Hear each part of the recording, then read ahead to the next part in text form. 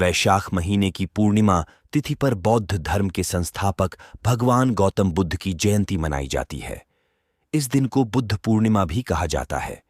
इस बार यह 07 मई को है। इसी तिथि पर भगवान बुद्ध का जन्म कपिलवस्तु के पास लुम्बिनी में हुआ था। इनके बचपन का नाम सिद्धार्थ था।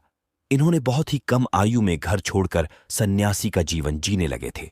गौतम बुद्ध ने 27 वर्ष की आयु में सन्यासी बन गए थे। सन्यास के दौरान भगवान बुद्ध को ज्ञान प्राप्त हुआ था। जिस स्थान पर इन्हें ज्ञान हासिल हुआ उस स्थान को बोधगया कहा गया। भगवान बुद्ध ने बौद्ध धर्म की स्थापना की थी और अपना पहला उपदेश सारनाथ में दिया। बुद्ध पूर्णिमा के दिन बौद्ध धर्म के मानने वाले अपने घरों पर दीपक जलाते हैं और ग्रंथों का पाठ कर गौतम बुद्ध के बताए हुए रास्ते पर चलने की कसम खाते हैं। भगवान बुद्ध ने 4 आर्य सत्यों का उपदेश दिया था। वहीं हिंदू धर्म में भी इनकी पूजा होती है। इन्हें भगवान विष्णु का अवतार माना जाता है। गौतम बुद्ध के कुछ विचार। 1. क्रोध के बारे में। क्रोध मनुष्य का सबसे बड़ा दुश्मन होता है। हमेशा क्रोध में रहना गर्म कोयले को किसी दूसरे पर फेंकने के लिए पकड़े रहने के समान होता है। इसमें हमारा हाथ भी जलता है। 2. ईर्ष्या के बारे में। किसी के प्रति नफरत और ईर्ष्या रखने से जीवन में कोई भी खुशी नहीं प्राप्त की जा सकती। ईर्ष्या व्यक्ति के मन की शांति को खत्म कर देती है। 3. शंका के बारे में। शक से हमेशा बचना चाहिए। बेवजह किसी पर कभी भी शक नहीं करना चाहिए। शक लोगों को अलग कर देता है। 4. अज्ञानी के बारे में।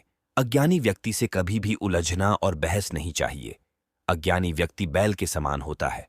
वह ज्ञान में नहीं, सिर्फ आकार में बीडेढ़ा दिखता है। 5.